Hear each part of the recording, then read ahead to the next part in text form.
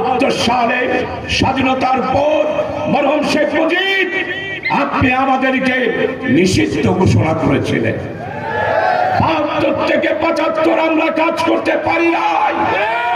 আপনি পার্লামেন্টে বলেছিলেন জামাতকে দাবিয়ে দিয়েছি। আজকে আমি স্পষ্ট বলতে চাই আপনি জামাতকে দাবাইতে পারেন নাই, আপনি এই নিচ্ছিন্ন হয়ে গিয়েছেন। আজকে আপনাদের এখানে বলতে চাই, যারা আমার প্রিয় বন্ধুরা জামাতকে দাবাই দিতে চান, এইখানের সম্মানিত সাবেক এমপি সাহেব, নাম ধরতে চাই না, আপনি অনেক গালাগালি করেছেন। জবাব দেব না, জবাব আগামী পার্লামেন্ট নির্বাচনে দেব। 2024 সালে সাবেক প্রধানমন্ত্রী শেখ হাসিনা জবাব যে কত বড় কারামতের দল। 24 সালে 31শে জুলাই 14 দল, তার মধ্যে আপনাদের সাবেক এমপি তরিকত ফেডারেশন হচ্ছে। আমরা তরিকতে বিশ্বাস করি, বেদাতে বিশ্বাস করি, আমরা কুসংস্কারে বিশ্বাস করি না, ধর্ম নিয়ে ব্যবসা করা পছন্দ করি না, আমরা চাই না।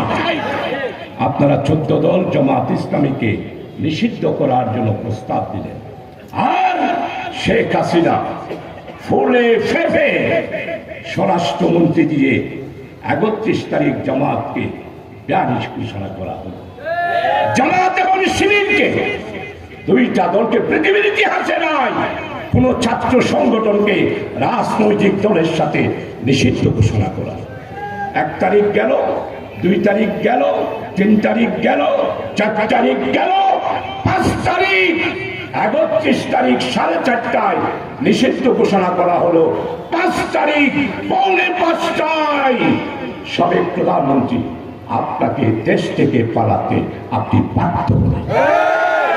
এটাই হলো জামাত ইসলামীর কারামত, এটাই হলো তরিকত।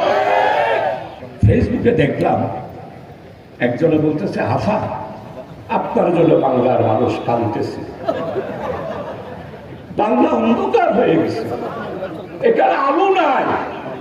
আমার আফা ওই দিক থেকে ফেলে ফুফে বলতেছে, তোমরা চিন্তা করো না, আমি বর্ডারের কাছাকাছি আছি, যেই কোনো সময় চট করে ঢুকে পড়বো।